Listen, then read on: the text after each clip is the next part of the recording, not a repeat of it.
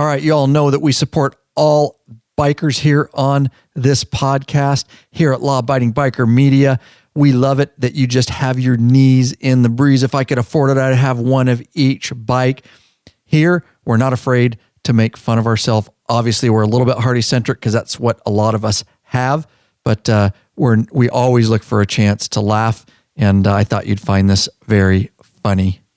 Hi, Glenn. I am interested in getting a motorcycle, and remember that you said you ride a Harley. I have been talking to motorcycle riders and gathering as much advice as I can before I go buy a bike. Do you have any advice for me? Yes, I do. You must buy a real bike. You should not ride a crotch rocket or a rice burner. The only real bike is a Harley-Davidson. Everyone who rides anything other than a Harley is not a real rider. Okay, what is the purpose of having a Harley-Davidson over any other bike? The main reason to ride is to be cool. You want to ride around on your Harley and do as many things as you can to make people notice you and make them think you are cool. That way you can pick up chicks and put them on the back with your big sissy bar. Okay, then what should I do to make people notice me and make them think I am cool? First, you need to get the loudest and most obnoxious pipes possible. Then, you need to rev the shit out of the engine at stoplights and look around to see how many people are looking. But does the bike really need to be revved to stay running? I thought it would idle on its own. Do you want my advice or not? I told you that you need to be cool, not to be intelligent. Sorry, I understand. What else should I do? You should not wear a helmet, otherwise people will not be able to see your face when they realize how cool you are. A durag with skulls is preferred. If you travel through a state where a helmet is required, you should use a small bucket helmet with a fake DOT sticker on it. Those are the only cool kind.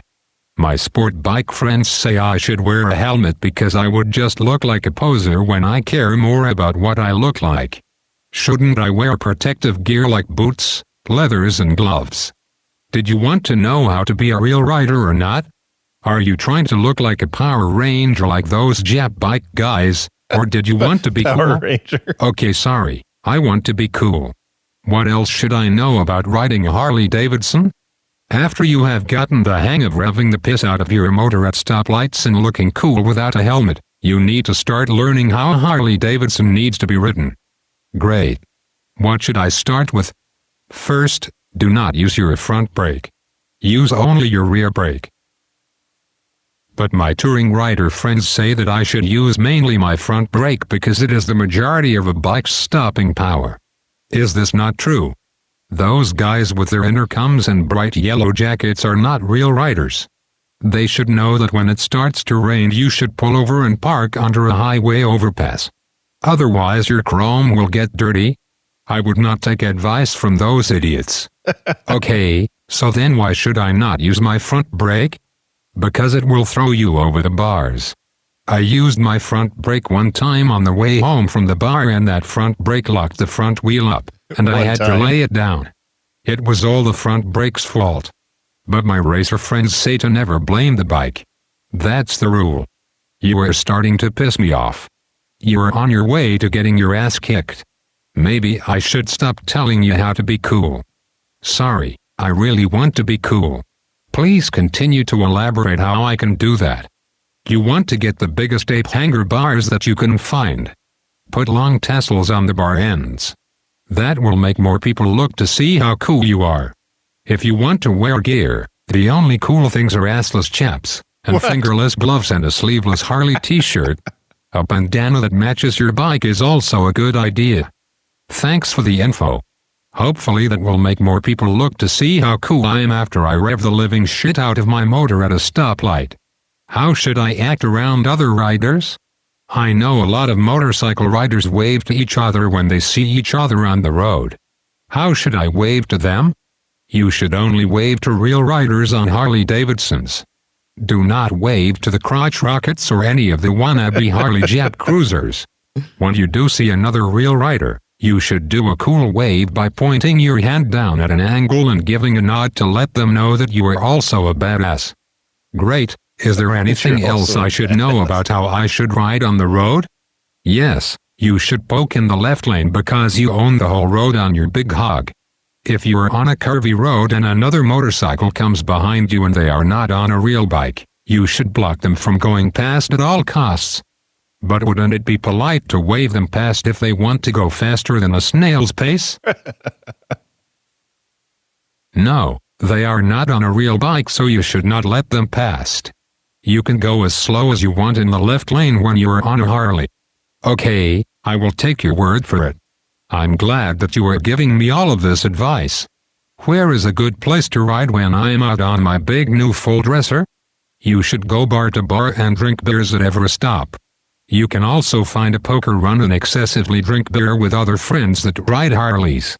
Poker runs are good because none of those jackrabbit bikes show up for those rides. If they do, you must tell them how they need to get a real bike.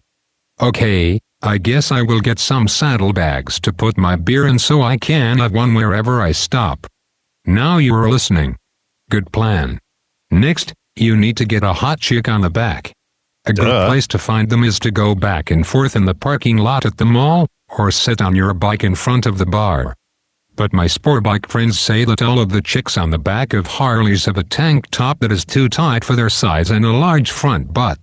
You can tell those Power Rangers on those crotch rockets that they don't know what they are talking about. Large front Okay, butt. I will tell them that. Is there anywhere else that I can take my Harley to drink beer and pick up chicks? Yes, you should go to a rally for bikers. There are more real bikes there than anywhere else, and you can ride up and down the boulevard revving the shit out of your motor and blinking your neon stunner lights for everyone to see. There are a lot of people there to see how cool you are. Also, there are chicks taking their tops off and riding on the back. It is the best place to go. A friend of mine with a dual sport bike went to one of those and he did mention about the women taking off their tops. He said the women had stretch marks, big pepperoni sausage nipples and major hail damage on their ass and cottage cheese thighs. Are you sure those are the hot chicks you were talking about? Okay, now you have really pissed me off. I am done trying to help you. At this point I just want to kick your ass. I'm sorry, I just want to make sure that I go about it the right way when getting my first bike. Sorry if I upset you. Get out of here before I kick your ass. I am not going to tell you any more tips on how to be a real rider. Okay, goodbye. Do you like that, Lurch? Yeah, it's interesting. Funny, dude. Now, I was watching it, and it's obviously two characters talking. It's one of those animated things where you can, pixelate and make your voice digital. So a little confusing because both characters have the same voice. Yeah, right. They sound very similar. Exactly the same. But yeah, pretty funny. I mean, there's some truth in there. Let me see. I know I did some of those things. I know I got some pipes that were loud. I revved the shit out of my motor. I got a half helmet. I got a do-rag that matched my bike. So yeah, I did some of that stuff with my first Harley. I think everybody goes through that. Especially when, I do too, especially when starting out, if they've never ridden a Harley, they're excited to get a Harley, and you just do what you think Harley riders do. I had a couple sport bikes. I would say it's a lot different now with us because we don't, we're, for sure. We're now more into riding distance, and you wear the appropriate gear, you use the appropriate things on your bike. When we were, you don't act like Harley, an asshole, right? Yeah, right. But when you get your first Harley, you invest in a whole lot of chrome. At the time, now you black it out. But back when we got our first Harleys, you had to chrome everything out. Your pipes had to be loud. You had to have a half helmet, and a do-rag was must. Oh, yeah. Yep. That's true. But then after a while, you realize you just wear whatever's comfortable. And you start realizing, you don't need the I think that comes with age, too. You don't need the assless chaps, the fingerless gloves, the do-rag that matches your bike. Dude. Yeah, no, it's true. As you develop from I think a new Harley rider to a seasoned Harley rider, a lot of course, there's a lot of traditional guys that, like I say, a lot of guys wear, and I've said it in my videos before, and that's okay. Please don't think anybody out there that I'm dogging you.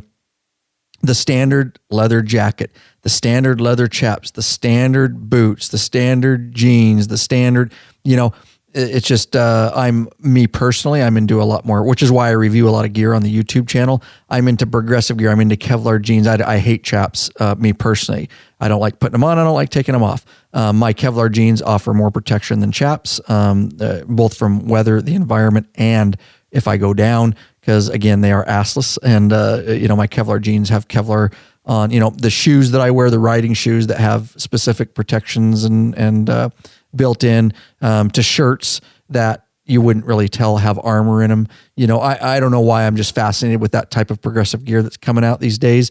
And so I can go down the road, be fully protected more than any other Harley riders for the most part, yet you wouldn't know that I'm wearing protective gear. That's kind of my style. And so when you think of a traditional rider, but you see a lot more these days of Harley riders in general wearing a lot more progressive type gear. And it's not just Harley riders. And I did it too. So yeah. It's not just Harley riders that try to fit into the Harley scene. Crotch rocket or sport bike riders do the same thing. You're totally right. Yeah, my first couple bikes were sport bikes. Yeah, you look like a Power Ranger because you get the pants and you get the jacket that match your bike, and then you get the helmet that match your bike. I mean, so you try to get what you think is appropriate and what fits you into that scene. Right. I did the same thing with my sport bikes in a different way. Like, look like a Power Ranger. So, but then after a while riding those, same thing. You ditch the crap that's ridiculous and you just get comfortable stuff that has protection in it and that you're comfortable in. You don't necessarily care that your jacket matches your bike. Right. Yeah. My first bike was a Yamaha, so I had to have a jacket that said Yamaha. Right. Who cares now? You just get a jacket. Yeah. Exactly. It doesn't have to match your bike. The sports bike guy, and that's okay. We're not dogging sports bike, but you'll see some of them, with the full leather. It looks like just came off the racetrack, and then we pass them around corners. Suit. Yeah, and then we're passing them and going around corners faster than them. You know what I mean? So not all of them, of course, but yeah, and I've seen it with the BMW too. If you're a BMW, I think it's just being a new rider. We had a guy that switched. I of course won't mention names. You may. I don't know if you know who I'm talking about, but he used to be in the older club with us, and he switched from Harley for a while and decided he went to BMW. And he showed up. I mean, it was like from complete heart. And I love the guy, so I don't know if he's a listener or not, but it's just what we're talking about. And he went from full Harley chaps and boots to shows up with his BMW, full one-piece BMW suit, BMW helmet, BMW comm system, BMW. So you're right. It's a very valid point. It's just fun. I laugh. You can make fun of me all you want. If you don't like Harleys or whatever, it doesn't bother me. I like those kind of funny, stereotypical type of things. So, well, because there's some truth in it, and that's what makes it very funny. Exactly. Yep. There you go. I guess we should start this episode. That blow your ears off? Hey, Bikeaholics, Zero 3D has a wide variety of innovative products for Harley-Davidson motorcycles. Affordable chrome lighting and comfort products. These guys ride and support riders just like you. Head over to lawabidingbiker.com/store. Check out our full line of Zero 3D products. You want to know things? Here's the deal. Maybe we should just start the episode. Well, yeah, let's get it going. Dude, you're about to go off on a tangent. I was going to go off on a tangent, but I'm not. We're going to start this dang episode. Because you never know what you're going to get on the Law Abiding Biker podcast. You can't just, sometimes we start, sometimes we don't. Oh yeah, once you've had Rick Rack, you'll never go back to Ultimate Motorcycle Luggage Rack Solution. Forget those messy straps and bungee cords. Go strapless with a Rick Rack quick attach luggage system and quality bag. Head over to lawabidingbiker.com/store. Get hooked up now. Absolutely love my Rick Rack stuff on the Midwest trip that we recently took. All right. Hey, Bikeaholics and listeners alike, the show is still going strong because of a lot of hard work and your support, of course. Thanks to all those loyal listeners and true friends of the show that have supported us or are supporting us. For less than a coffee a month, you can help support us too and put a little fuel in the law-abiding biker gas tank to make sure this show keeps moving on down the road. So, calling all law-abiding bikers, head over to our Patreon page and take action today. You can do so at lawabidingbiker.com/Patreon, Patreon. Oh, did I mention there's benefits too? From all your friends at lawabidingbiker.com, we appreciate each and every one of you. God bless and ride safe. Buddy the studio dog. Hey! Lurch just picked up Buddy the studio dog, who's in the new Law Abiding Biker studio, of course. Chilling like a villain. Say something, buddy. He's Say so something. old, dude. He's deaf. He's blind. He's 15, guys. He's a cockapoo. I feel bad for the old guy. He's still kicking along, but literally, bro, he's deaf and blind, and I feel bad for him. He wanders around. Oh, man, I don't even want to talk about that. The kids and the wife, dude, devastated. He still has a dog's life. He's spoiled rotten because you guys take good care of him. Yeah, well, we fed him, me and you fed him some of our A little bit of tri-tip. tri-tip steak tonight. A little bit of tater. Gave him a little bit of the skin on my tater. Yeah, he liked that because I put kosher salt and olive oil. Oh, yeah, dude. Yeah. What animal doesn't like salt? But he likes the finer things in life. He is a sophisticated cockapoo, you said he was? Cockapoo. Welcome back, you freaking bikeaholics. This is the podcast for the motorcycle majority, the Big MM, also known as the 99% large and in charge of the motorcycle scene more than any freaking time in history. You better believe that, and you know it by listening to this very podcast. By being part of the law-abiding biker community, you are part of what we call the biker revolution. That's right. Me and Lurch have one question for you before we get started. What are you waiting for, bikeaholics? Mount up and let us take you on another wild-ass ride. That's right. Ryan Erlacher here, your host of the Law-Abiding Biker podcast, and your high-tech redneck. There you go. The man, the myth, the legend. He is in the studio, batch processing episodes. This is number 2 tonight. Here we go. I like that. That was very subdued.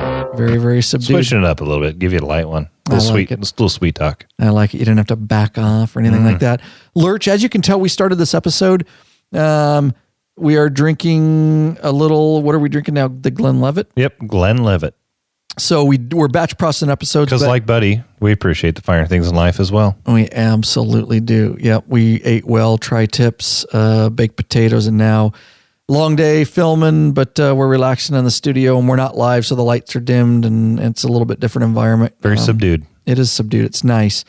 And so we're just a couple bikers here kicking back tonight. We do have a main topic for you. Believe it or not, we do. And that's going to be about the new, you will be interested in it if you're at all interested in the boombox system and Harley-Davidson Ride Planner, which earlier this year completely revamped, and it will be interesting. We've got some other stuff too, so even if you're not completely interested in the boombox, you'll definitely want to stick around.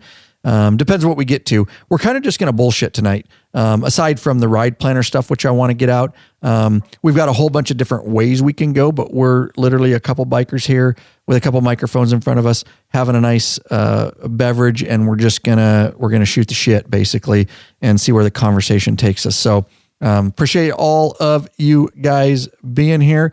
We are just cranking out the content lately, busier than ever. And the only way, one of the main ways you can support us is obviously to keep us moving into the future. We're continuing to grow, continuing to get to that next level, and we're all working 2 full-time jobs, which is why we absolutely, every chance we get, we thank our patron members who have decided to sponsor the show. Greg Litton of Rapid City, North Dakota, top tier. Robert Taylor of Portage, Indiana, top tier. Kenneth Paoli of Fair Oaks, California. Oscar Hills of Guilford, Connecticut. He is a top tier patron. Greg Buomo of Location Unknown, and David Harder of Discovery Bay, California. lawabidingbiker.com/Patreon. That's right. Pledge a certain amount per piece of content. No risk to you because you could put a monthly cap. We definitely understand that monthly family budget. You can get benefits, t-shirts, stickers. You can get in the private Facebook group, get access to our live video and chat broadcast. That's right. Those are blowing up in 2018. Up to top tier patrons get access to all the below, plus they get access to our premium for purchase videos. All right. I want to mention really quick before we get into Ride Planner, and I may go off on a tangent before that, but new free video. It's all about installing exhaust headers, mufflers on a Harley Milwaukee 8 Touring, Vance and Hines Drescher Duals. Again, we have so many videos coming out on the YouTube channel. You need to be over there. You need to be subscribed. A lot of stuff we do over there. This one actually got put out a long time ago, and we're just getting to it now to advise you on a podcast. A lot of stuff we talk about on the podcast is not on YouTube and vice versa. So you kind of need to be in both places to get the full meal deal, so to speak. So Yeah, this was on, I believe, Grunt's bike, right? Goat. Didn't we? We switched his name to Goat. Goat, sorry. Yeah, Goat. But this was on his bike. Install exhaust headers, mufflers, Harley Milwaukee 8 2-ring Vance and Hines. Yeah, it was dresser duals. Yeah. Yep. Yeah, that's the only. Okay, yeah. So if you want to do that, that is on the Milwaukee 8. And again, that video completely free to you guys, supported by patron members, which is why that is free. I got something that pisses me off, Lurch. It's been a while since you've done this. I'm curious. What is it that's got such a bug up your ass that you're willing to talk about on the podcast? We don't even have it. Normally, most people just blow off the steam and then they just tell their friends. But you've been storing this. It's been bothering you. You got something that is worth the podcast of telling us what pisses you off. I'm wetting my whistle right now. Oh, you better. Wetting my whistle with a little Glenn Levitt. Because, all right, here's the deal. And I know that listeners out there are going to relate to this. We'll see. I'm going to try to, here's the deal. Dude, we grew up in a different time. Okay. True. We grew up in a time, and I get that there has to be like some a semblance of safety rules, right? We can't just let everything go wild, right? I don't know about that. I mean, I'm still here. Well, correct. You're still here. I am. I agree. But if we leave humans to themselves at some point, they will, right? They will like disintegrate. Like I for me, it's just putting chlorine in the gene pool. I mean, True. Natural selection. True. Hold my beer, watch this. That's kind of how you thin out the herd, right? Correct. And we grew up that way, right? Yeah. And there just weren't as many rules and regulations. And I don't know why, dude, but over like the last 10 years, I just want, look, so we used to jet ski, we used to boat and all this kind of stuff, right? And lawn tractors and all that kind of stuff. Dude, what happened to the fucking days when you could go down and just get a normal gas jug at the store, dude? I know. Shit you. I know what you're talking about. Okay. I got two of them. They're fancy and I can't even get the gas to come out. Oh my God, dude. Takes forever. It's just stupidity, dude. I literally 2 years ago got online. I'm like, okay, I looked around. I went to different places, dude. And I'm like, I just need to, what happened to my gas jugs? Like I used to pour in my jet ski. Like you put the little spout, you turn the fucker upside down. It just had that little, the straw, that bends on it. You can just bend it over and pour. No stoppers, no valves, no safety pressure releases. Pisses nothing. Me off, Lurch! Pisses me off! Now you got to like push a little button to release the pressure, and it only pours so fast and doesn't let enough air out. So then you got to let it off. Right now, my blood's boiling. Oh yeah, it takes forever to fill up my lawnmower these days. It's ridiculous. You cannot find a normal freaking gas jug, dude.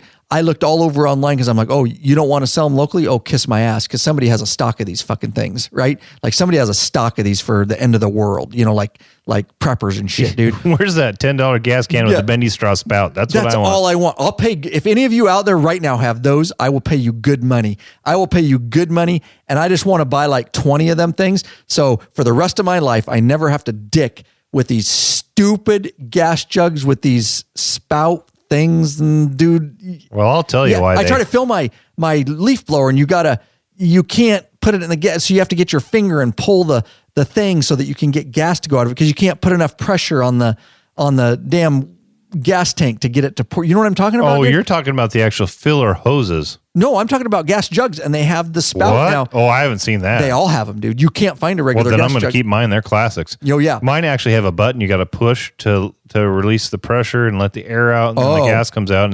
But I don't have that stupid little sleeve. No, so you can't get, that's what I'm talking. Now you know why I'm mad. You can't get the regular spout anymore. All the spouts, dude. So what happens is. It's like the ones at the gas station where they got the stupid little spout or little cup that goes around because heaven forbid we release some gas odors into the atmosphere. Correct. No, but to make it pour. You got to push it in. It's got to push on something. So you could put the straw on it, right? Uh-huh. So let me explain it to you. You put the straw on it. You could literally turn the gas jug up and it won't pour. In order for it to pour, you have to put the straw, the end of it, into the gas tank. And then off the side, it has a little nub. Oh, holy And you have to crap. push on that. Oh, that's a whole level of shit that I haven't even found yet. Dude, save your gas jugs. Do not throw them out. I have 3 old ones, dude.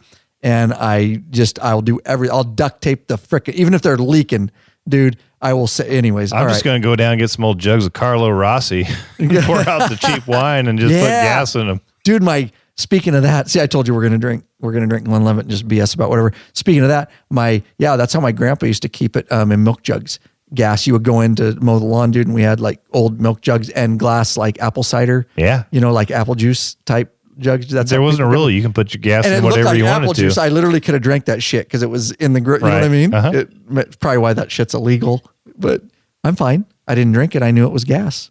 Let me tell you why they make these gas cans now, because when I was a young child, my brother, who you know well, he and I were tasked with pulling the weeds out on the basketball court, which was gravel because that's what we could afford. So Dad had used his sons to pull up the grass and level the ground, and then he brought a bunch of gravel in, put up a hoop, and then we could play basketball on the gravel. But weeds started growing up in there. We're supposed to pull them out. So my brother, in his infinite wisdom, decided to go out and pour gas on these weeds. He is a wise one. Yeah, gas on these weeds and light the weeds on fire to get rid of them.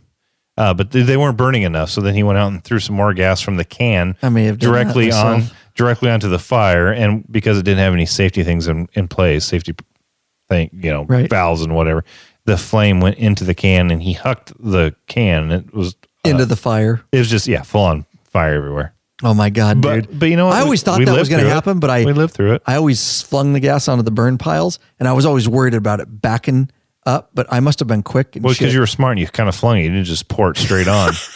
If you pour it straight on and just keep the pour going, the flame will back up. Yes, it will climb the pour and go right into the can. It'll find its way up the fucking ladder. Oh, yeah. There you go. Good way of putting it.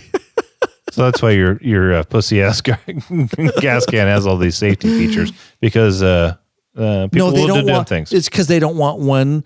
You know why? Because honestly, you don't want one drop. Sometimes when I'm filling my tractor, I grab the hose and I bend it and I go to dump it. And if I have topped the gas jug off, sometimes a little bit will spill around the gas tank of the lawnmower.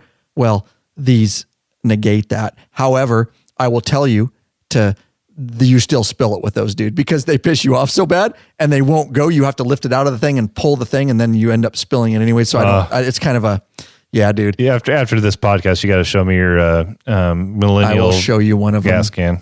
It's the one for my my mixed gas for my leaf blower, dude. Oh my God, that's somewhat motorcycle related, dude. Somewhat motorcycle related, I will tell you. But so there you go. We haven't done that in a while, and it feels good, Lurch, to get that off my chest. I bet. You're like a therapist, dude. So I'm here for you. Come here and lay on my couch. I appreciate it. John Porter writes, when I first stumbled across this website about 6 months ago, I initially thought to myself, you'll love this, Lurch, that this was just another garage monkey. This is an old email. Another garage monkey on YouTube who wants to look like a gangster. We can laugh at ourselves here, guys. We don't take stuff too personal. He says, the more I watched, I soon discovered that this guy is really a class act. He actually understands the concept of, quote, good shop practices. I don't know if that's always true, but thank you. He says that in itself is rare if you watch many YouTube DIY videos. True, there's a lot of toothless, interesting backwoodsy DIY videos. Over the last few months, I have watched most of his videos, and I have come to realize this dude is not your average bear by any means. He definitely has his stuff in one pile. I commend him on his efforts, and I really hope he and his buddies do well in their endeavor. I continue to watch and will probably buy from his website when the need arises. Thank you very much, sir. The fact that he eats his own cooking is quite apparently after watching him demonstrate his mechanical skills, which I don't do a whole bunch. Well, I still do. You guys are mostly, I film. Yep. I still know what I'm doing, but I still got it. He finishes by saying, I have to give him props. Listen to this, Lurch. He is credible, even though he wears his hat on backwards. Oh, I hear that so often. Why do you wear your hat on backwards? It's a West Coast thing. And if I have mine on backwards while we're filming, it's because I'm trying to get my head into places that are tight. And if you wear your hat forwards when you're wrenching, your bill hits things and gets in the way or blocks light. So a lot of times when I'm wrenching on a bike, my hat is backwards. And I don't really have a reason. It's just who Ryan Urlacher is. It is just who I am. And it's funny because sometimes guys will email us on stuff like that. They'll say, we love everything you do. And it's just some guys just do not. We get some YouTube comments and they obviously get banned. We may talk about some of those later in this episode. I hope so. We'll see. We'll see if we get to it. But yeah, some guys will just say, why do you wear your hat back? If that's all you got to say, then we just ban you and move on. We're pretty good on our YouTube channel. We don't have a lot of bad comments. But yeah, it's funny to see how much that irritates some people. So I'm going to keep wearing it backwards. I do it on purpose now. It's kind of like I can't turn it back around now. You know what I mean? Like, no, it's your thing now. I don't even know why it's my thing, because even before I started the YouTube channel, I wore my hat backwards a lot. So I don't really get it. But whatever. You're just a garage.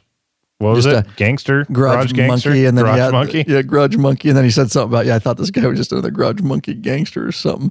Raymond Fink writes, I just wanted to drop a thanks in you email. He says, I think he meant your email. I just got my 14-inch bagger bars on my 09 Ultra Classic. It was so easy once you see how it is done! ! I know you guys saved me a ton of money by showing me how to do this myself. One thing I did, the green plug for the throttle wire. Okay, so he talks about a little bit different way. He hardwired the throttle by wire. And some people do. Cool. You know what I'm talking about? Yeah, because that little connector can break. So some people get rid of that to ensure that it doesn't come loose. Hardwire, good. Mm-hmm. And so he made a little alteration. He said, all went well there. Installed Harley heated grips at the same time. Very good. Was quite a bundle of wires. Yes, it is. I shrink wrapped the whole bundle and used silicone gel to make it slippery. Huh? Silicone gel? Oh. Might grab some of that later tonight. Not going to lie to you. Old lady's home. Don't need to know. Wasn't much of a problem. He says, I actually pulled the wires by myself. I made a set of wooden block to hold the bars up. Very good. Cool. And screwed down to my bench. Even better. Worked sweet. Anyways, thanks, guys. Thank you, sir. Raymond Fink, that's old too. We're trying to catch up on emails. We have so many emails and Facebook comments that we're trying to get to them because we want to shout out when you guys give us props like that. He's talking about our for purchase premium video. We have 3 handlebar install videos. lawabidingbiker.com/buy videos is how you get over there. And he's talking about our heated grips video because if you're going to be in there anyways, we always say get the handlebar video and the heated grips video and just do it in all one shebang. That's how I'd go about that. What do you say about that, Lurch? What are you doing over there? I was looking up the comments in case we get the opportunity to get to them later. Nice, dude. I knew you were even looking at porn, or you were texting a girlfriend or something over there because you're really into your phone. You look like You look like LD, who, when he's on live chat, he can't multitask, dude. Well, you were rolling, no, so I thought I was safe to look down and look ahead in the podcast and be prepared. You want to do this? You want me to? I'll do it. But I got to get some of that out of the way. Okay, here we go.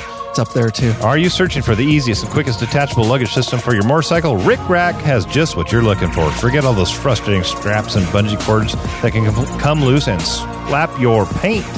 Check out one of Rick Rack's awesome quick attached strapless luggage rack systems. This father and son team designed something really special that you can't find anywhere else. Yep, these guys ride, and they truly understand the need of riders.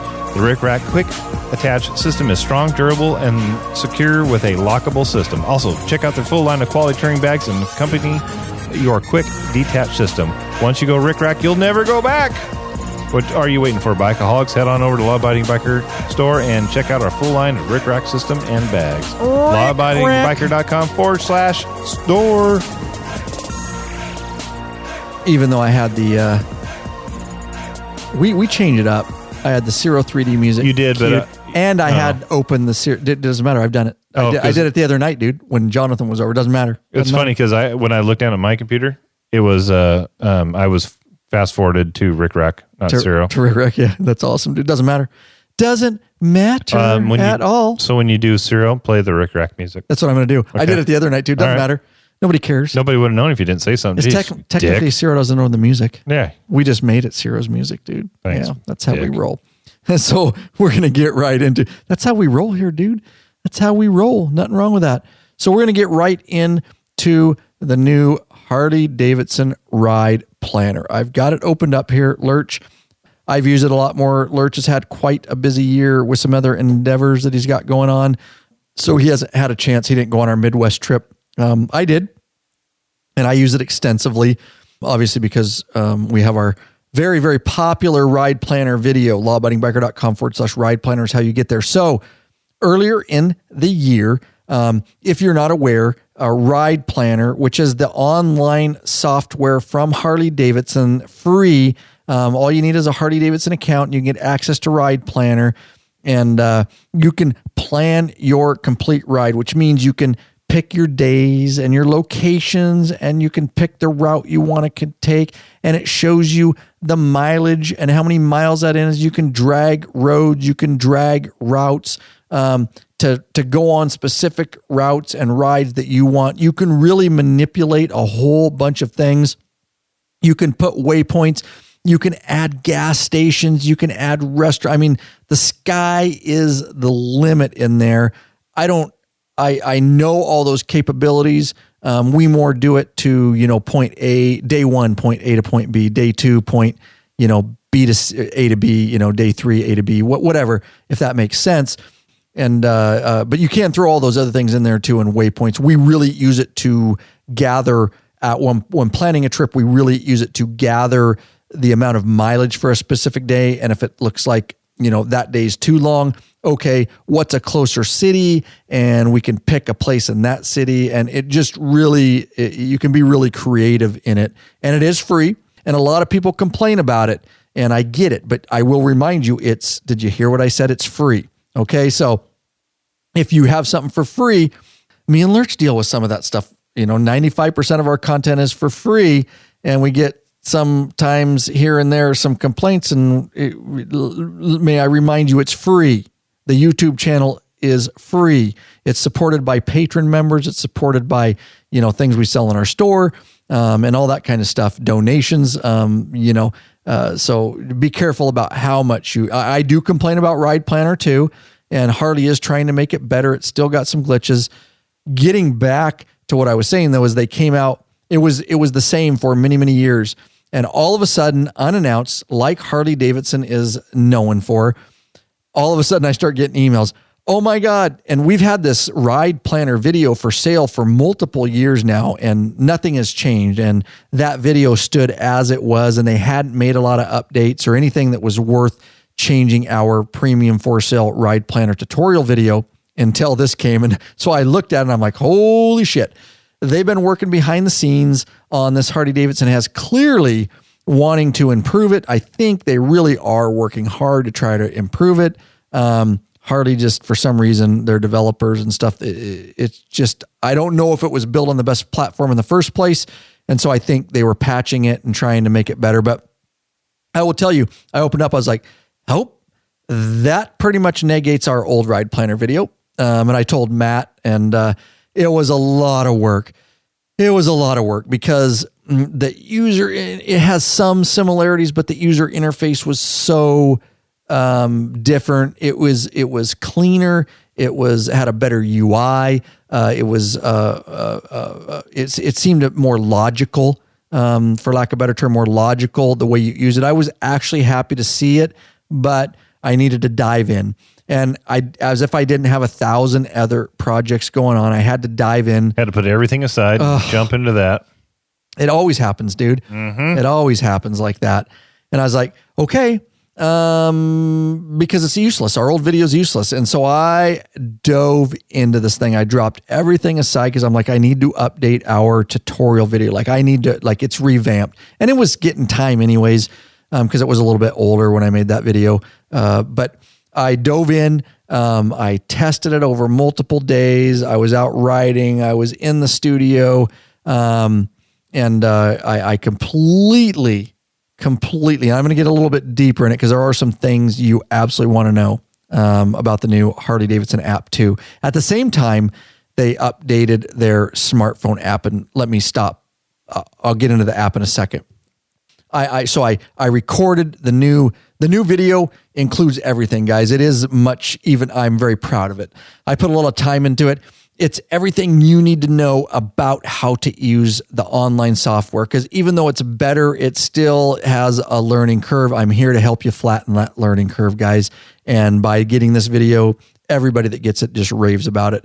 It will save you a ton of time so you can just dive in and know exactly what you need to do to plan your rides and all the little hidden tips and tricks in there.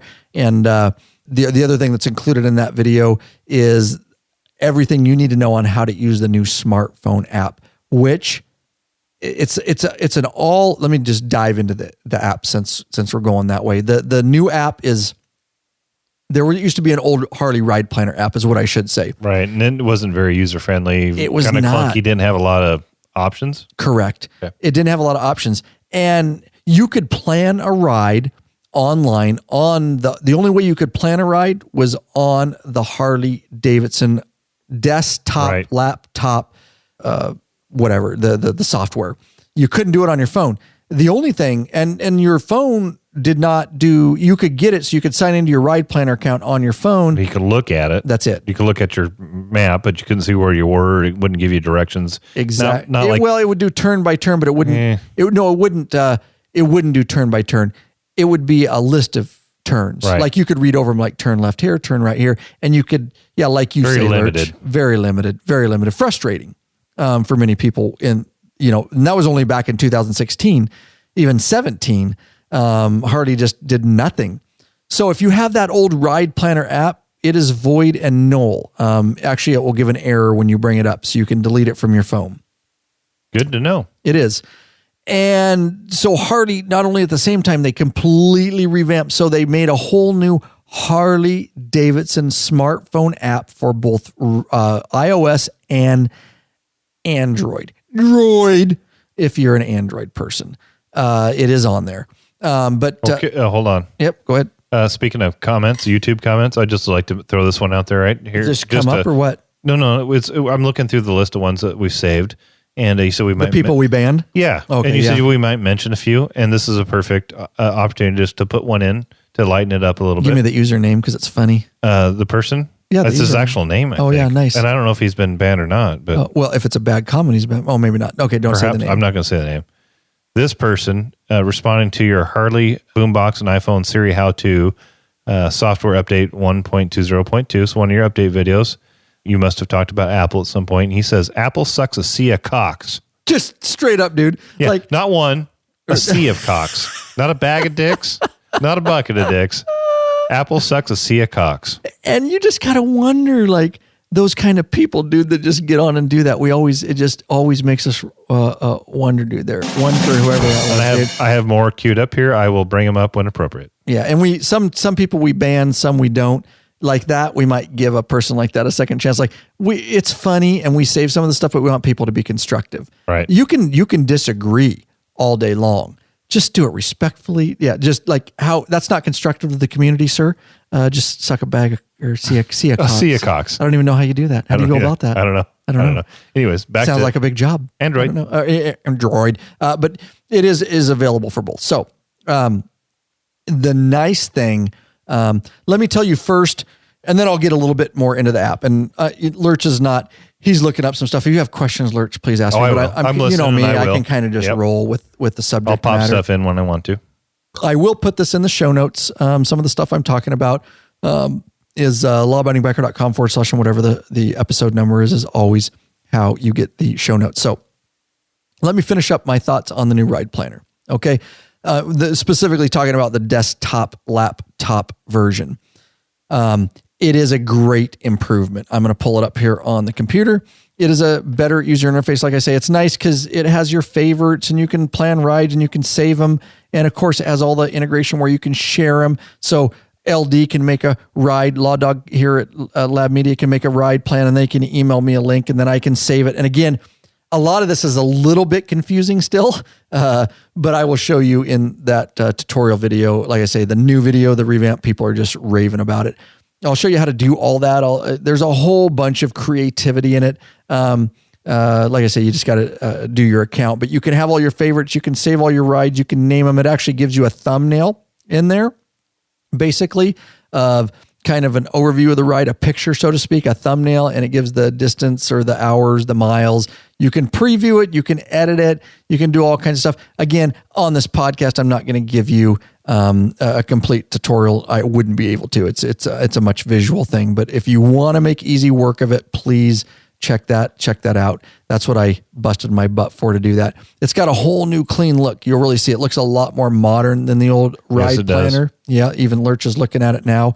It's more 2018. I like those thumbnails because it not only mentions or it labels the ride, but like you said, it shows a little bit of it shows the route in a smaller version. Right. And it for me, looking at it's much more visually appealing. Yes, sir. I agree. Now, Lurch, I'm going to sign in real quick. And This is one of the things that I thought I was signed in, but those are actually, so up front, if you're not signed in, it gives some recommended rides based on your location. See that? They're kind of recommended rides. So I can go into my saved rides. Okay. And so you can bookmark rides. So nice. That looks so much better than the old version. Doesn't it though, dude? So I am very pleased with that. I will tell you that there's still within the software, which is, like I said, I'll help you learn it. There are still some nuances. They are still updating. It is not perfect. Okay, guys, I'll tell you that right now. It's not perfect. But I'll show you the workarounds. I'll show you the workarounds in it. It will make it completely useful for you. I have a lot of rides saved. Look at that over the years. So you can go in, you can click on each ride, bookmark it, save it, edit it, do whatever you want. And let me actually go into a ride. So this was our Colorado. So a lot of that look is the same, but all over here, it's easier to drag. And that's one of the things you'll learn in my video. Yeah, it's hard because it's not visual, but dragging waypoints around, it tends to reorder other waypoints. I give you a very specific way to make sure that your ride won't be screwed up at the very end. But when you drag one, it moves another. And trust me, if you see the video, I'll show you, I found the workaround for it, and it will make it super easy. But you've got all your stuff. You can filter stuff, options, and what you want to see. If you want to see dealers and scenic spots and all that, the download button, they did move even since my video, but I updated and gave an updated file to you all so you know where to download your GPX file. Again, Ride Planner will work. And in that video, I also want to mention, not only do I show you completely how to use it and plan your ride, and then of course I show you how to download the GPX file and exactly what files you need. And then I walk out, show you on a bike how to upload it into your boom box system and or external Harley-Davidson supported GPS device, because it will work for that. So basically got to be a Garmin or whatever with a Harley-Davidson logo on it. It's got to be a supported thing. But there's different views even here. You've got satellite views, traffic views, terrain views, and all that kind of stuff. More Google Map-ish type stuff. Yeah. So, which is probably the old version did not have that, right? I do not believe so. I don't recall it. I can't pull the old version up now, but I don't believe it did. I don't recall it either. It's got some sharing functionality, some really good tools. The nice thing is, so if you guys aren't aware, I started using this weather app a long time ago. I'll tell you right now, I'm not an affiliate with them, but I was going through weather apps for years. See how we're just going to get completely off track? This is great, but it's useful information. I think. I hope so. We put a lot of work into this. So I've been using a weather app. It is for purchase on iPhone. I'm telling you right now, sold. Dark Sky. Haven't heard of it. Dude.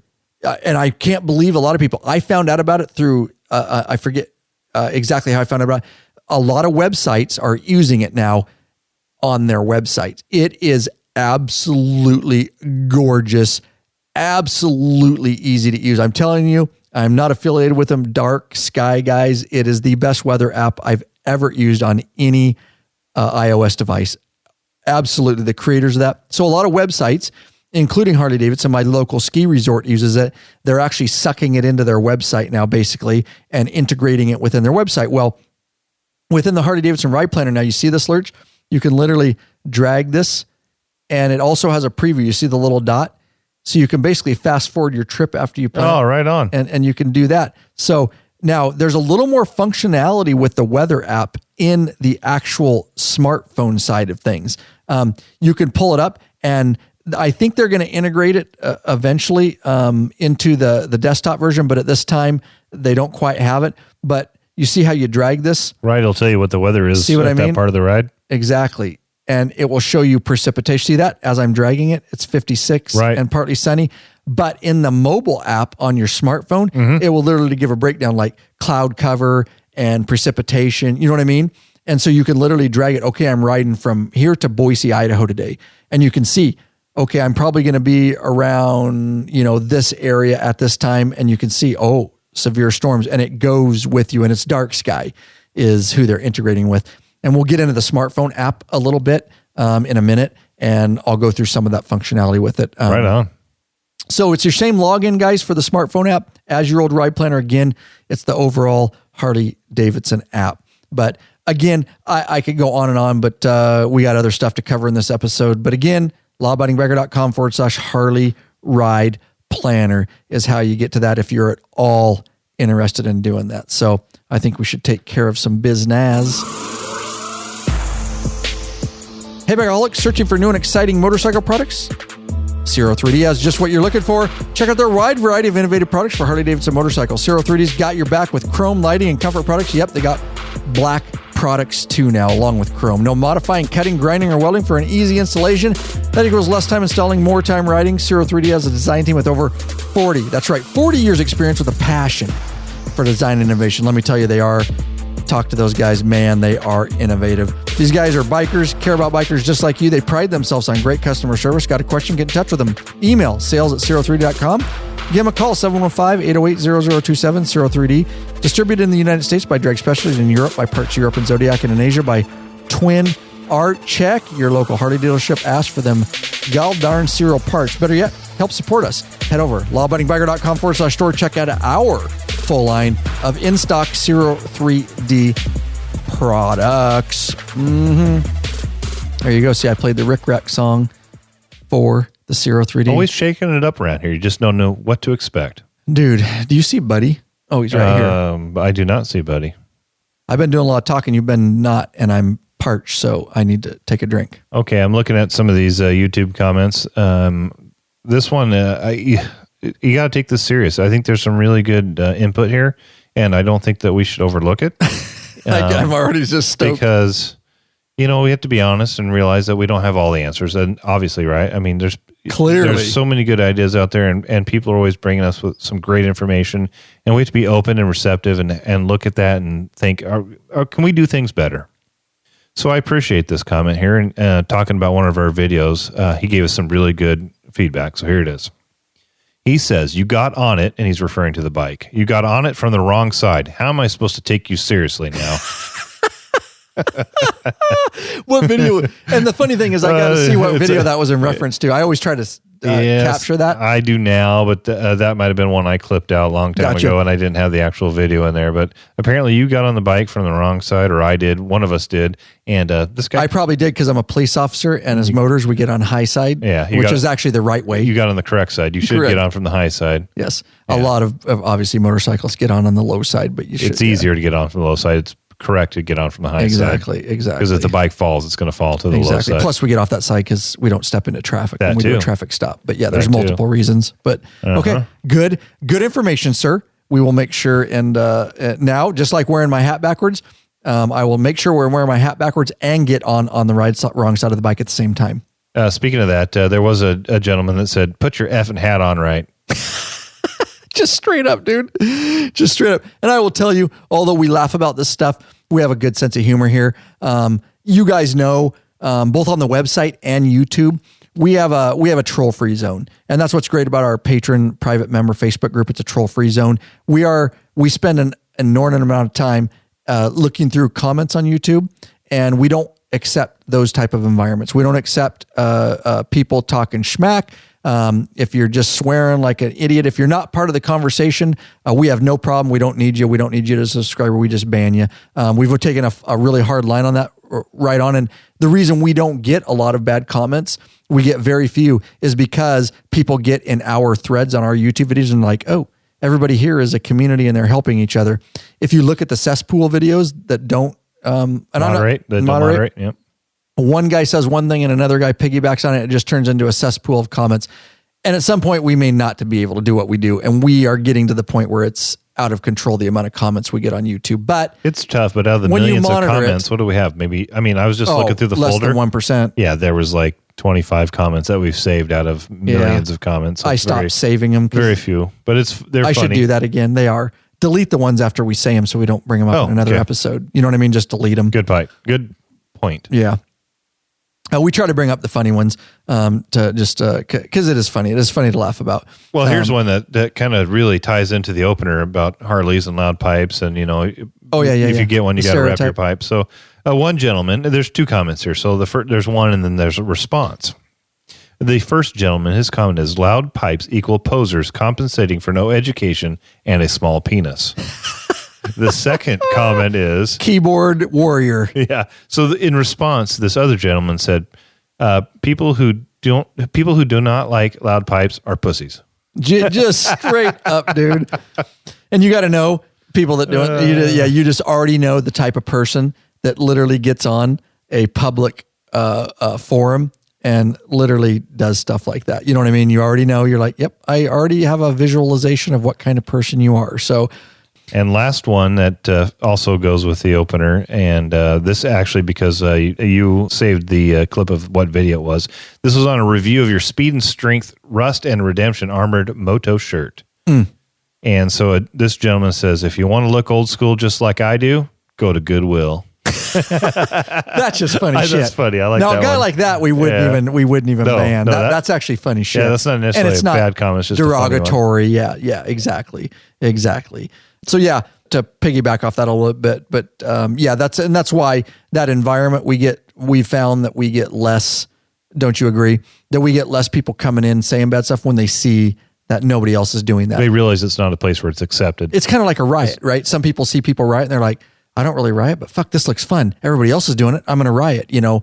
And when you come into there, you're like, my type isn't really welcome here, clearly. Right. They realize these it's are not the bikers helping social bikers. norm. Yeah. It's not the social norm for this environment. Yeah. So the social norm. Exactly. All right. Very good. So let's move right in. Thanks for spicing it up, dude. Mm-hmm. Let's move right in. Now you'll be interested whether you use Ride Planner or not, whether you have a boombox. And yes, I will say real quick, Ride Planner, the new boom. If you haven't seen the videos on the YouTube channel, check it out. I did a whole thing on the new boombox GTS system for 2019 Harley models, the 6.5 touchscreen version. They have updated it. I'm not going to get into it in detail. There's another episode for that. But anyways, it is a revamped unit. But I will tell you, if you're wondering, yes, the online Harley Ride Planner still works fine. You can download and upload those GPX files into the new GTS system. It probably works about the same. There are still glitches. Me and Lurch were talking about it before the show a little bit. We can get it. We're not going to get into all the glitches.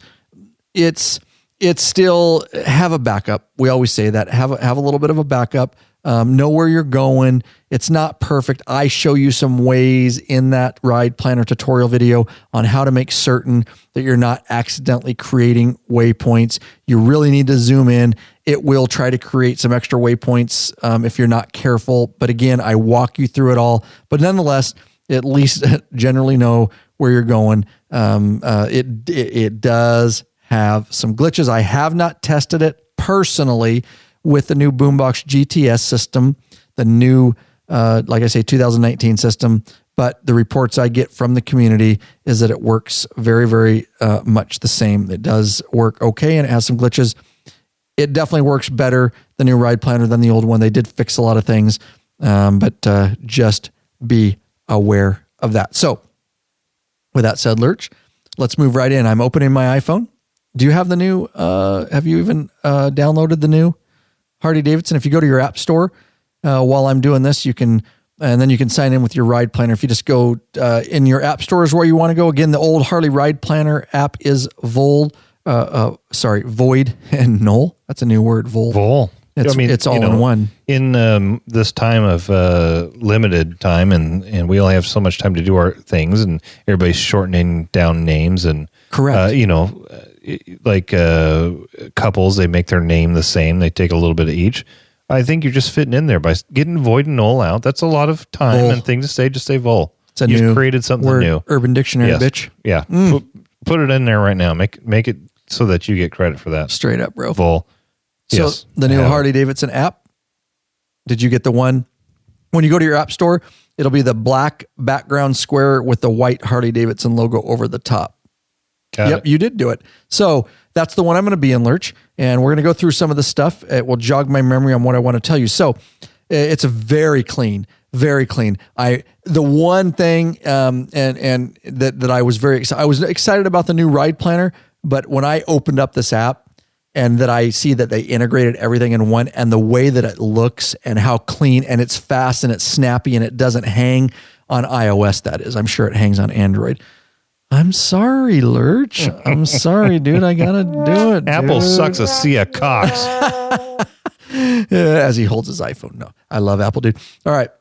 So we're looking at the front page, and again, just check it out. At the bottom, there's 5 buttons. The first one is a little Harley logo, orange. This is everything they want to advertise to you. The road is calling. Find your freedom challenge. You can see my saved events. Sign into your HD profile. Oh, I thought I was sign into your account. Are you kidding me? I got mine signed in. It signed me out when I updated or something. Oh, okay. So stand by. I got to sign in. As you're signing in, is there anything else you want to say about that first page? Or I got to sign in. Oh, no, I got to talk about the page, but I got to sign in to do it. And I don't remember my password. So you're going to have to give me a second. Okay. So there, I'm officially signed in. Somehow it signed me out, but probably when I got a new phone and I hadn't signed in. So, all right. So the first is fine. Like I say, a lot of advertising. Harley-Davidson recommended rides, just like on the desktop version. It gives you some ideas there. That's pretty much all. And earlier in the year, they had some other events and on here. But if you want to see what's going on, check it out. Check the homepage. The next one at the bottom we're going to go over is the little helmet. All right. We're going to have to talk about this one a little bit. Got to wet my whistle. Yeah, this one's got a lot of information in it. It's got your profile. When I pull up that tab, it's got my name and it's got my email and it's got my saved bikes. What saved bikes? You just have your Road Glide? Yeah, I just have my Road Glide in there. Yep. Whatever bikes you have, you guys didn't know that in the Harley-Davidson app online, you can add all your bikes and your VIN numbers, and you can name the bikes what you want. And it's nice because you can check for recalls and all kinds of stuff. We'll just go over some of the Harley-Davidson, not only the Ride Planner, but some of the Harley-Davidson app. A lot of people don't know. You really need to get this app, guys. And then you can edit. See in the upper right-hand corner, you can see the little pencil. You can edit your profile. You can add more bikes. Look at mine has Law Abiding Biker Media logo on it. Oh, very nice. Picture. That's how I roll. Mine does not have a picture at all. Well, you need to take a selfie right now. Take a selfie right now and do that, dude. With a Glenn Levitt in your hand, guzzling it. You can add another bike right from the app. There you go. You're getting low. I might need a beer here in a second, but all right. You can also put your dealer, which is nice. And you can do this on the app, or you can do it. I set all this up online many years ago. Ooh. And then you can go right. See, it says closed 4.6 miles. I had not added my local dealer. I just clicked on the button and it pulled up the 4 closest ones. See, yeah, and you can pick yours. So I'm going to pick ours. And it says closed 4.6 miles because it's late. You can go to dealer info. See, there's a little arrow. Yeah, very nice. And I went to dealer info and it brings up a map. Of course, I know where it is because it's my local frickin' dealership, but nonetheless, you can see the address and all that kind of stuff, and you can take me there. That's the nice thing. This is, I don't know if I should get into this now. Okay, I'm going to. So, this is what's really cool. If you do a ride and you make a ride on your phone, so see how I just looked that up? Let's just say I looked up a restaurant, but I looked up a dealership, which is the next tab over at the bottom. We're going to talk about that. See how I can send this to my bike? Okay. With the new Boombox GTS 2019, you can say send to my bike. This phone, if it's synced with my Boombox, will send this ride and map to my GTS. Nice. So you know how your phone's much easier to navigate? And so you can be on your phone at lunch going, where should we go next? What am I going to do? Oh, I want to go to this brewery. I want to go to this restaurant. And you can go out to your bike and go, as long as it's in Bluetooth range, send to my bike. And it will send that address and map to your bike and you can hit go. That's a nice addition. Dude. Yeah. It is nice. Because you couldn't do much from the app before. You could do very shit. little. You could basically pull up your rides and look at them. And kind of. That's about it. So this has the Ride Planner and quite a few other options baked in. Yes. Yeah. Combined. Exactly. So if you have that new Boombox, you can send that to your bike, which is super exciting. And I'm trying to remember, honestly, off the top of my head, I think, and I don't know why I'm blanking on that. I will find out, but I think you can. I don't know if you can do it with the older version of the boombox. I think it's only the new GTS that you can actually send the ride to your bike. I could be wrong on that, so don't slay me if I'm wrong. I got a lot of stuff going on in this head that I'm trying to keep track of. So don't beat me up too bad. A lot of voices up there. Yeah. A lot of voices all talking at once. In fact, I'm almost going to digress that you can do it with your old boombox, because at the time I made this ride planner video, the GTS system wasn't even out, and the new app allowed you to send it to your bike. So I'm almost positive that you can do that, guys. So be aware of that. So, and again, that's a dealership there, but it's also if you any of these rides, if you go. So you can also see, Lurch, if you scroll down. So you got your we're still at the bottom, guys. If you are listening along and going through this app with us, you can go right along with us and you might learn a few things here. So we scroll down more. There's my local dealer. Then you can see my rides. I don't know what your app says. I don't know how many rides, but these are a lot of the rides that I have saved. Look at Patron Ride 2018, Midwest 2018 trip. Okay. So yeah, it's got the ones I've saved in there. All right. So you go down there, you can log out at the bottom, all that. Then you can go into details of the ride. So we'll just go Patron Ride 2018. We'll go details. It shows you the details. I can go back. If I just go ride it, this is what I'm stoked about. If I go ride it, Lurch, okay, it takes me into this. Look at that. It says 2.4 hours. It says Omaha, Nebraska, the address, because obviously this is our 2018. I can go start. And when I go start, of course, it warns you, don't look at this shit while you're riding, don't die. Yep. There's it. There it is. Done, dude. Turn by turn, just like Google Maps, bro. Audible, turn by turn. See this? Yeah, mine's making noise. See what I mean? Because I haven't hit, let's see. I can start right there. Very cool. Oh, mine's on silent. That's why. Wasn't making noise. And so you see this, you can scroll up, you can go down this little button, you can stop the trip, you can pause it. So what's nice is you get to lunch, you want to eat lunch real quick, you don't want to start over, just pause it. And then you can start it again when you get back on your bike. Okay. The little orange area, you can go, it says arrival time, left in trip 1 day, to go 1713 miles, arrival time 11:34 p.m. I mean, it is, if you guys have used Google Maps, that is what they've integrated in here. There's another, I did not mean to do that. I just closed out of the app. Okay, Lurch. That would come in very handy for somebody that didn't have a boombox. You don't need a boombox anymore. Right, exactly. That's what I'm getting at. Yeah.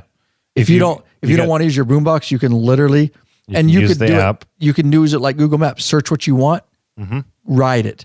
And I want to go to this brewery, ride it. And just like Google Maps, it's all the same visuals very much. It's just freaking awesome, dude. All right. And then you can see up here, Lurch? Yep. There's a very Harley-Davidson orange at the top. If you touch that, tell me what happens. Well, touch this. Let me show you what happens. You got to tell me, because I just took mine out because it's making noise. Yours is talking. And mine's talking too. So watch what happens. Oh, it drops all your directions down. So if you touch the top orange, it says 452 feet to the next turn.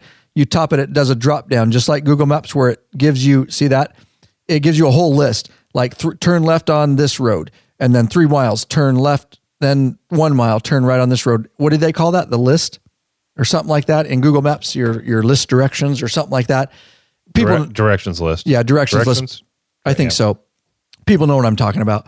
So I'm excited. If you guys can't hear it in my voice, I wanted this for years. So if you don't have a boombox, all you guys need, you now can use the Ride Planner. And I think it's black right now because of nighttime. It is. So it'll won't be as bright at night. On my video, I did it during the day, so it's not dark like that. Yeah, cool. So, absolutely amazing integration. About time, Harley-Davidson. So if you guys are excited about that, you should be, because even if you get yourself a biker gripper from our store, if you have an older bike or you don't have a boombox, grab a biker gripper, have your phone right up there, plug it in, You can plan your rides on Ride Planner, just like all of us with a boombox now. You can do everything on there, and then it's all you have to do is save it. You don't even need to download it and upload it. You just save it, and it will sync with your Harley-Davidson app. You'll open it up, and you have a full. You're like everybody with a boombox. You can now do turn-by-turn directions right in there, search, all that kind of stuff. I mean, I don't know. I was excited about that. I think that's opens up a lot of opportunities for other bikers. You could have like a Sena or something and have it connected to your phone. Totally. You could be listening to the turn-by-turn directions in your helmet, and with our biker gripper, you could have mounted up on your handlebars so you could see the screen if you need to for your geography. Before, people couldn't use Ride Planner. Right. Unless you had a boombox. You had Not to have everybody a boombox, or you had to buy the Harley navigation system. The external, right? Harley supported. Yeah, cool. So honestly, I am, and I'm going to hit stop. You can stop at the bottom. I'm going to hit OK. You guys play with that. It's really, really cool. Next time you're on a trip, don't use Google Maps. Even if you're in your car with your family, use that. Get used to it. I think it's going to be a really, really cool thing. You completed your ride, tells you how many minutes, tells you how many miles. And then, of course, in the upper right-hand corner, you can X out of it. And it's got a really neat record feature. So if you want to go out and just record your ride. That. Oh, I didn't know you were working that way. Yeah, you can. Are we even on that page yet? Or did you hit it? We're on the helmet tab. Oh. Yeah, we haven't moved that far yet. Well, damn, sorry. You're getting way ahead. All right. So, but that's good. I'm glad you brought it up. We're going to talk about it. And all this is in my video, guys. Again, I told you the Ride Planner video. It's Ride Planner and the new Harley-Davidson app. I go through this thing. I give you screen recordings of my phone. I show you exactly everything I'm talking about on this episode. I show you how to use. So there is. So let's go now that you want to. I think we're done with the helmet. So we're at the bottom and we've moved over. We're going to move over to the next one, which is a little bit of a waypoint, little dot with a circle in it, a flag, and a little curvy road. Okay, so you can see I have it up here, Lurch, and that's at the bottom, the third over, again, the flag with the little road. Now, this is kind of what you alluded to because you got ahead of the game. Sorry, as I was listening to you and playing with the app, I thought that's where you were. I got ahead. I apologize. No, this is good because actually, it's actually good because Lurch hasn't played with the app a whole bunch. Like I said, he has some other endeavors that have kept him a little bit preoccupied with that. So it's good that you're actually here for the first time looking at this app. Let me ask you this before we get into that. What's your impression of this thing so far compared to the old Ride Planner? It's 100 times better. It maybe 1,000 times better. I agree. The old app, you couldn't do shit in it. All you could do is log into it, open up, and look at your rides. And even then, you couldn't do any turn-by-turn directions. You can just look at them. You had to create them on a computer. You couldn't create crap with the app. Basically, you just look it up and it had no mapping software or nothing. You could just look at your turn-by-turn directions. This thing is much more interactive. You can, and we're going to talk about in a second, you can create rides. You can record rides. Limitations. Not only does it have the Ride Planner, but it also has a bunch of other information baked in, like dealer locations and all kinds of stuff. You can, like you said earlier, you can put your bike in there and check for recalls. It's got a lot more information, tons more information than the old one had. Well said, Lurch. All right. So the first thing we're looking at here, we're first going to talk about create a ride. So again, I show you this in the video, guys. I don't want to beat a dead horse, but this is the one thing I want to talk about. So there's a blue dot that shows our current location. When you bring it up, it looks similar what you're used to with any other mapping application. Google Maps. Up at the top, there's a filter. You can filter HD recommended rides, my rides, dealers, events, gas station, restaurants. The map can get pretty messy, so a lot of times I uncheck those. And at the bottom, you just apply filters, and then you won't get, if you don't want to see all the dealerships and stuff. So up in the upper right-hand corner, there's a menu, 3 dots with the lines. Is that what it is? Yeah. 3 dots and 3 lines. And this is a list view. And honestly, at the time of this podcast and when I did it, it's supposed to be more of a list view, but it's only showing my most recent ride that I opened. So anyways, just know that that's up there. There are still updating this. I have seen minor changes since they rolled it out. But the amount of changes they made, it's bound to have obviously some glitches. In the lower right-hand corner, it's got a little paper airplane arrow. Of course, that gets you back at center's map, basically. Again, a lot of this is going to be what you're used to with mapping. Search here at the bottom, little thing.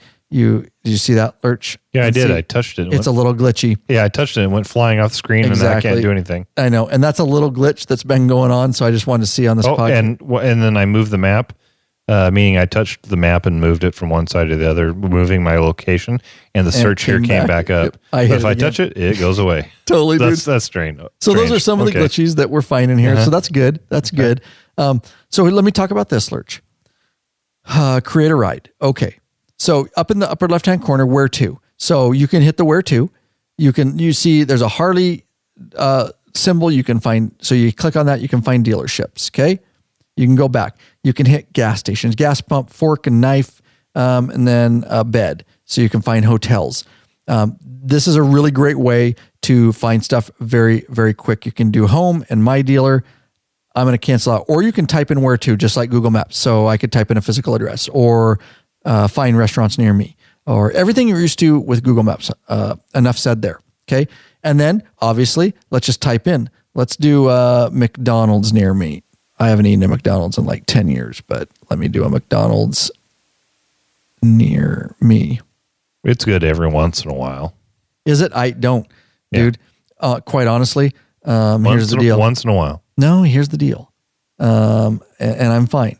But if I have to eat fast food, if I'm in a pinch, if I'm going to burn the calories, I am going to get Pizza. Burger King burger. Burger King. Sorry. It is better. It's way better. Oh, sure it is. And it's if I'm gonna waste the calories, it's gonna be a Burger King burger. For fast food. I'm not saying that's my favorite burger. I'm just saying McDonald's, Burger King, it's Burger King, bro. The Whopper's hard to beat. It is flame broiled. Broiled. The vegetables are fresh, and it sounds tastes good right now, dude. A little bit more like a hamburger. Exactly. Thank you. But sometimes the cheap little cheeseburgers at McDonald's they're so bad they're good. I have to worry about my weight, a couple times a year. So I'm like, I can do a couple times a year, but it's Burger King. Yeah. I literally will drive out of my way to find a burger. I'm like, if I am going to splurge today and I'm going to eat fast food, I will find a damn Burger King, dude. And Wendy's every once in a while, if you can find a Wendy's. Not a fan of Wendy's, dude. Really? Shit. Don't like them. I know. It is personal preference, dude. If we're talking fast food, I'm trying to think of a... Dude, well, now you talking biker shit. Now you can go to just a sandwich place like what the hell's the one? Freaky Fast Subs. Why am I having such a brain fart? Jimmy John's. Jimmy John's. Yeah, now you can go to Jimmy John's and get something that's even. I mean, it's still fast food if they're open, but yeah, I mean, they don't have drive-thrus there though. No, but you walk in there and walk out with a damn sub in under 5 minutes. The unwich lettuce wrap, bro. Oh yeah, right, we're not going to talk hell shit. Anyways. It's ridiculous. All right. No, but good. So I typed in McDonald's here. Yep. I should have picked Burger King. All right. Anyways, and it shows me, a list from closest to farthest. I didn't even do near me. And obviously I could pick one of them in the drop down and bam. And then there's a send to my bike. So I can send that to my boombox, or I can just, if I don't have a boombox, I can just take me there. Just like Google Maps, boom, start ride. Just like our other rides. Of course, don't do this while you're driving. You'll die while you're riding and all that shit, all the warning. There we go. So again, you can hit the orange and turn by turn. So let me do this. If you push up on the little orange button, it gives me a stop and pause option. Stop. Yes, it gives you a warning. Do you want to stop? Well, hell yeah, I want to stop. There you go. And then it gives you your trip details, your stats, basically. So I'm going to click out of that, cancel. All right. Now, I will tell you that you can create a ride, and I go through this in my video, okay? And you can literally hit a waypoint there. You see that? I just put the green check mark, and I did it right there. Just like Ride Planner, now I can add Boise, Idaho. Okay, so I'll add from here to Boise, Idaho. Do you see that? I'm not going to get very detailed on this podcast, guys, because my video goes through this. And I can do that, and then I can hit I can add another waypoint, basically. All right. And so you can add as many waypoints as you want. So you could have your lunch breaks in there if you want, or just like online. Or just your beginning or ending. Yeah, you can put everything you want in there. But let me tell you this. Do you have full functionality on the app versus let me tell you this. The web-based on the computer? What's the difference? Good question, Lurch. Thank you. Glad you asked that. I thought you were never going to ask. So knocked it out of the park. If you're going to plan your rides on the phone, here's what I'd suggest to you. I'm going to discard this particular ride. Do it online. So if you're going to plan a 10-day, 4,500 mile, 12-state trip, do it online. You don't do it for quick stuff like to find McDonald's, or if you're going to take the fastest route. So if you're like going from here to Seattle real quick, do that. That's fine. I'm going to give you I-90 fastest route, right? What is very difficult, and it is on Google Maps too, is you can't drag roads. So if I plan my ride and I'm like, I would rather take that scenic byway, I can't just drag over like I can on the desktop version. You have to, I show you this in the video. There is a way to do it. It's very cumbersome. You basically can't drag the road, but you could be like, okay, well, I want to take this curvy road. So I'm going to find the nearest city to make it reroute to me to that city. And I can drop another waypoint. And then I can go, okay, I want to go there and another 15 miles. So I'm going to find the next nearest city. And so you can drop in these waypoints. Does that make sense? Yep. And you can manipulate. It's cumbersome. It's horrible. Google Maps is no better. Google Maps, you can't drag roads either on mobile. So, they're probably using that API and it just is what it is. So if you're... Hold on. For us non-nerds out there, the what? God.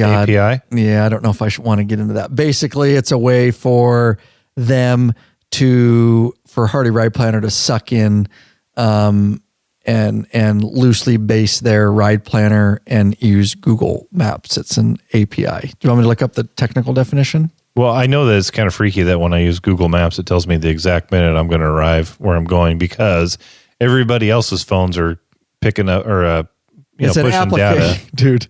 Yeah.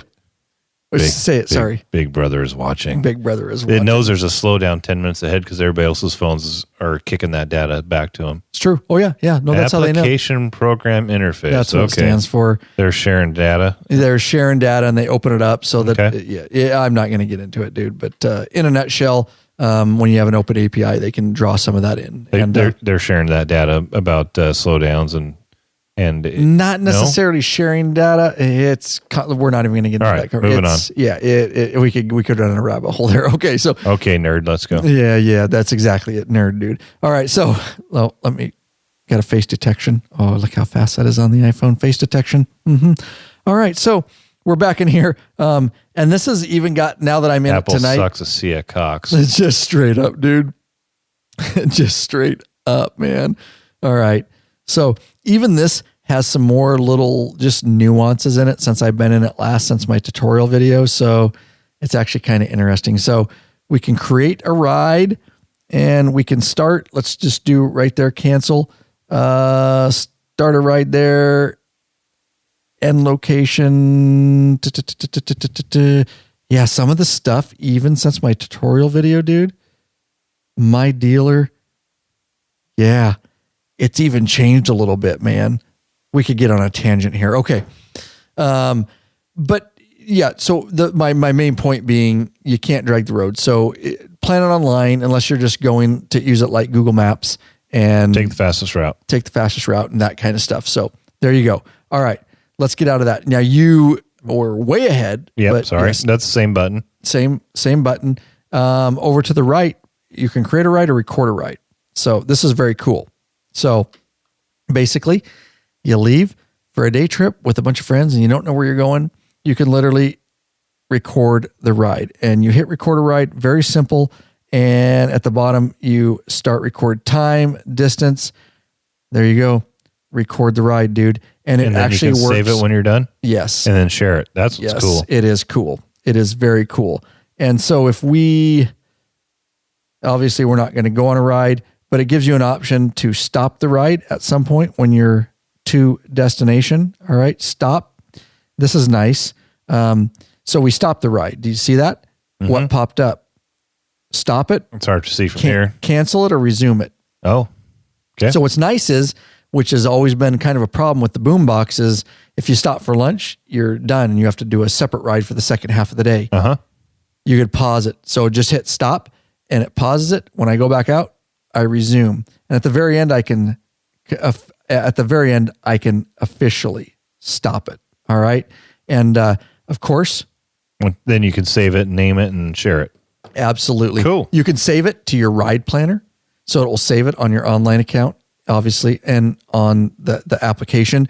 And you can name it whatever you want. So I thought that was, and it works well. It actually works very, very well. And I was very impressed with that. So that's a function. Yeah. Anything else on maps? Any questions? Yeah, I was just trying to think of when you'd want to use the mobile app versus loading up to your boombox. Probably for your longer trips where you're going to be using a lot of data and power on your phone. If you take the time to, either create it on your laptop or create it on your mobile and then send it to your bike, that I see that being the most advantageous way to use the boombox, because then you're not using all your cellular data and all your power out of your phone. Right. Short trips, the mobile would be pretty quick and easy, but for longer trips, to me anyways, it seems like it makes sense then to send it to your boombox or upload it to your boombox so that you have it saved in there and you're not using the power and or the data for your mobile. Yeah. Good insight. If I have a boombox, I'm using my boombox. If I don't have a boombox, I'm using the mobile app. Unless I'm already in Seattle.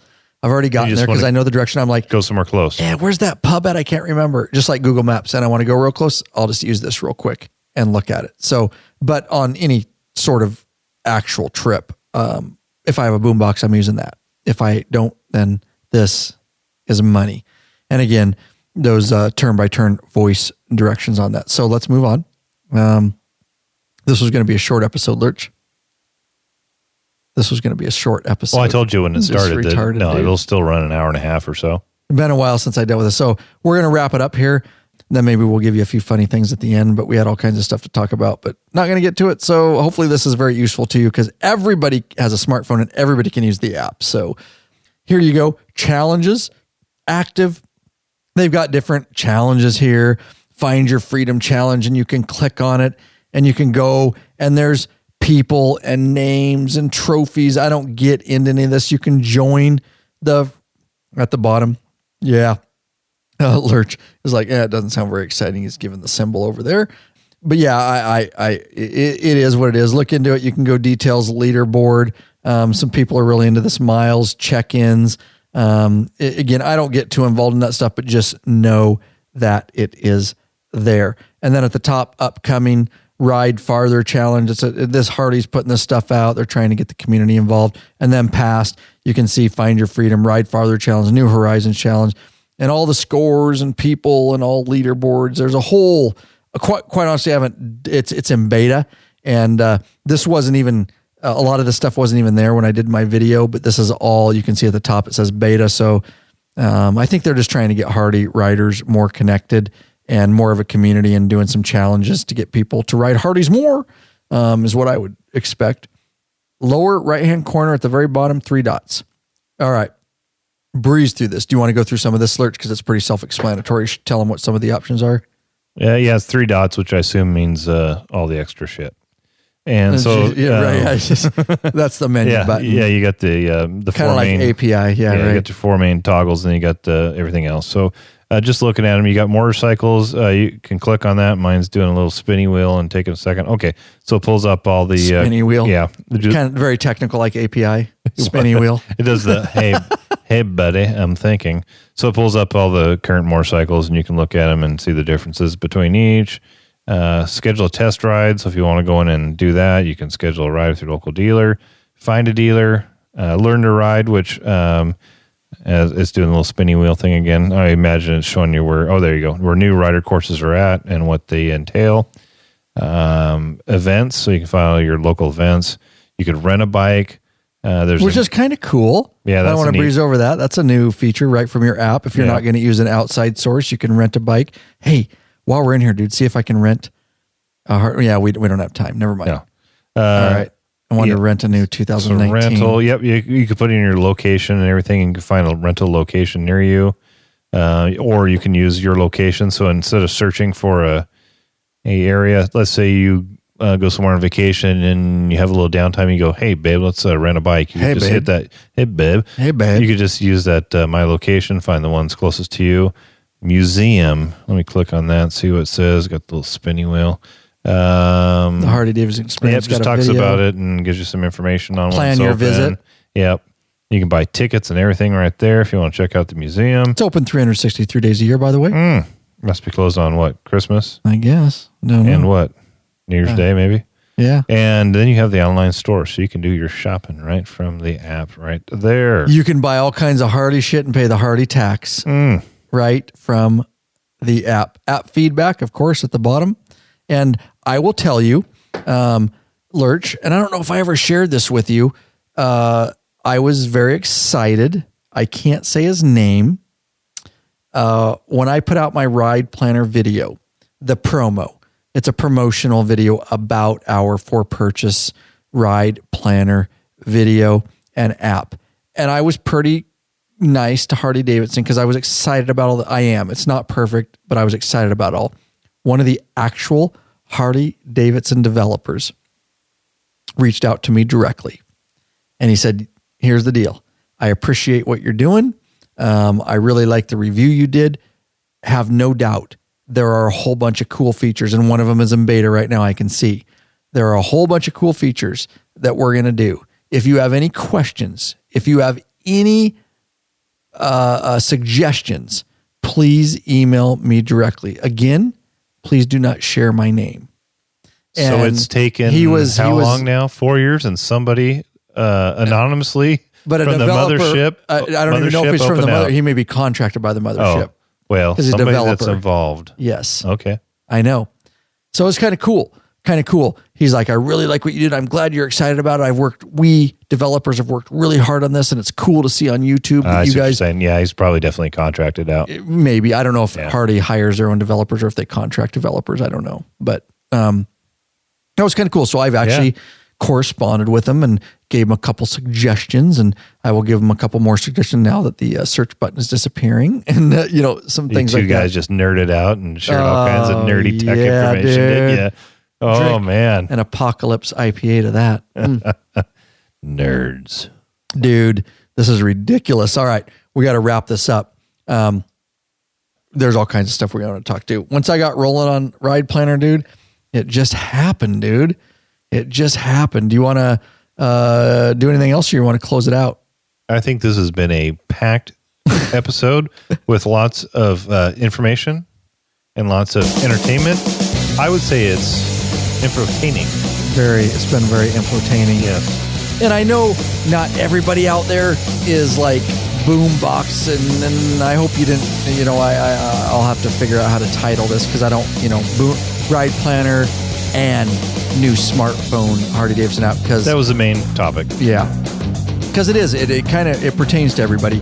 I'm just excited, Lurch, that, like I say, before, the main thing that I was excited about is before Ride Planner was kind of almost not elite, but a niche kind of thing, because you had to have the boombox to really utilize its functionality. You had to have the external mapping system. Right. And now everybody has, because everybody has a smartphone. Everybody has access to Ride Planner. Why don't you look up there? What would somebody want if they're going to use Ride Planner on their smartphone? Well, I don't even need to look up there. I just know you got to get a biker gripper because it's the sexiest, the sleekest, strongest cell phone and GPS motorcycle mount on the market. I would say on the planet. Use it to mount your cell phone, GPS device, radar detectors, EFI tuners, toll transponders, and so much more. It's tried and tested by the law-abiding biker crew. It's even been in a couple of crashes and survived. The phone stayed put. We believe it so much we put our stamp. We stamped our logo right on it. It's Mushroom stamp. Oh, nice. It's available exclusively in the Law Abiding Biker store. Choose from several different models. lawabidingbiker.com/biker gripper. Nicely done. Lurch, it has been a hell of a day. We filmed all day. We did in-studio shots. We did shots out on the road. We did, we didn't even get a union break, dude. We only had lunch, and then bam, back-to-back 2 episodes. But we are drinking Glenlivet and Jameson, and I got a Apocalypse IPA in front of me, so I'm not complaining. The lights are dim. We weren't live. It's a little less stressful when we're not live. So I appreciate all your efforts Nice little 14-hour day.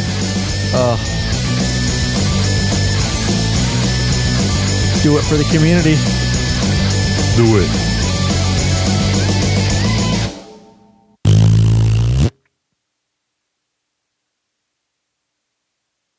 All right. Extra quick bonus content. If you stayed around till after the music, well, you're one of the smart ones because you never know what you're going to get. Just like our intros, we do our outros different all the time. So Lurch and I field a lot of YouTube comments. We field a lot of emails and all kinds of stuff. So we're going to rant. I don't know if it's a rant other than our opinion a little bit. And I think it will be probably your opinion too, we hope. So, all right. So we get a lot, and I get it. I'll tell you right now, Lurch, I might have been many, many years ago when I was younger and didn't quite have as much of a filter and was a little more egotistical than I am now. Maybe I still am egotistical. I try not to be. But I'm a lot more humble and thoughtful in my older age, hopefully. So here's the deal. You think more of others the older you get and less about yourself. Well said. Mm-hmm. Well said. So let me take a little sip here. Unlike this gentleman who made a comment that said, this guy is a fucking douchebag tool. Dude, just a guy that probably doesn't have a lot of social skills, probably, is in his mom's basement, maybe unemployed. I don't know. I'm just saying, dude. But here's the deal.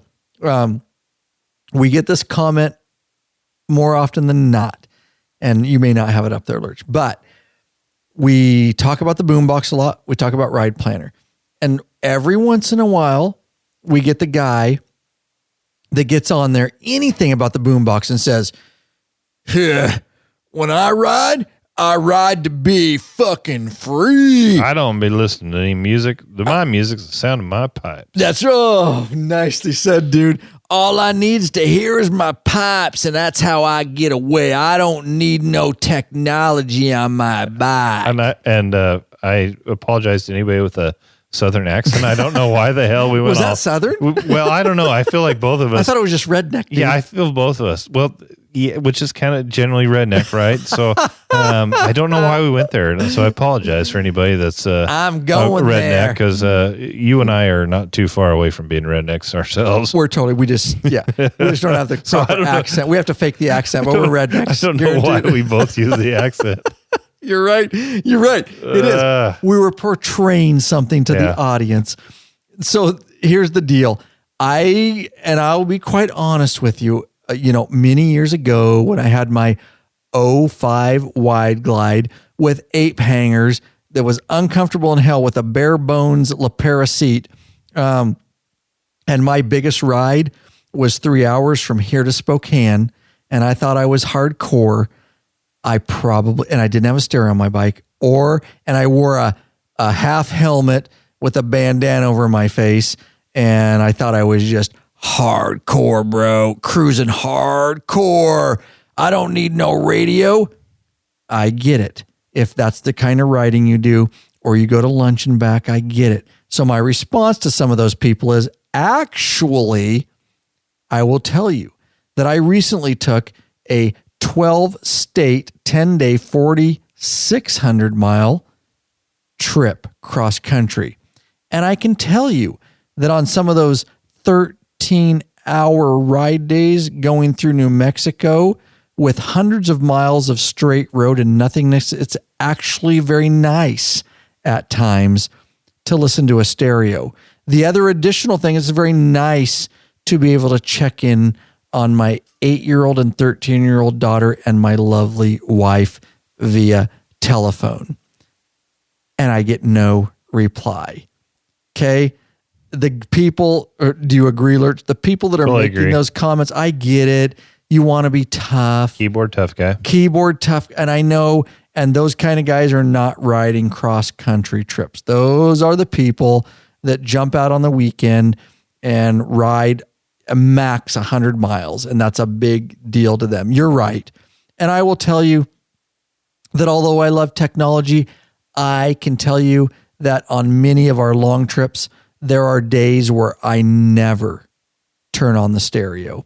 I'm filming documentary films, and in between, I'm in deep thought. That is my shrink. My motorcycle is my shrink. It's the best shrink I've ever had. It's worth every penny. And a lot of times I just meditate and listen to the V-twin motor, and I get it. I'm biker through and through.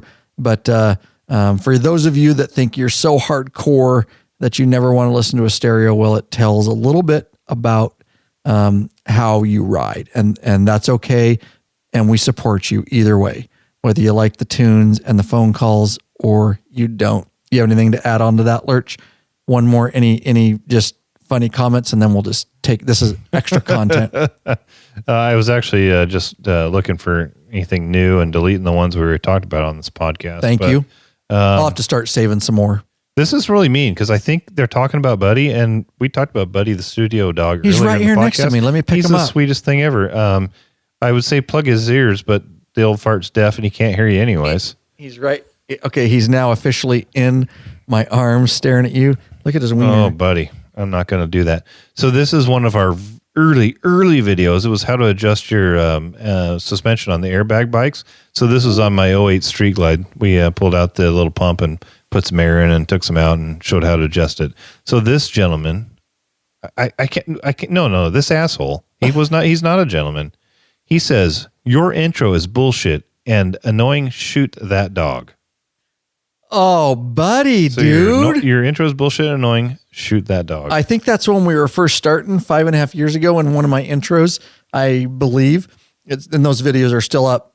I agree. Yeah. I was learning, dude. I don't know what I was doing, dude. I liked it. I still think it's funny. It was a slow motion of Buddy in his kennel barking and then slow, and he looked like this fierce pit bull, dude, in his kennel. Dude, what kind of guy trashes Buddy, the studio dog? It's messed up, dude. Oh my God, Lurch. It's been a good day, man. Thanks for hanging. A whole day of filming and 2 back-to-back episodes from early 8 o'clock this morning to almost 11 o'clock at night, pumping it out for you guys. Thank you to all our patrons that support us and keep us going. This is why we do it, because of you guys and moving on down the road.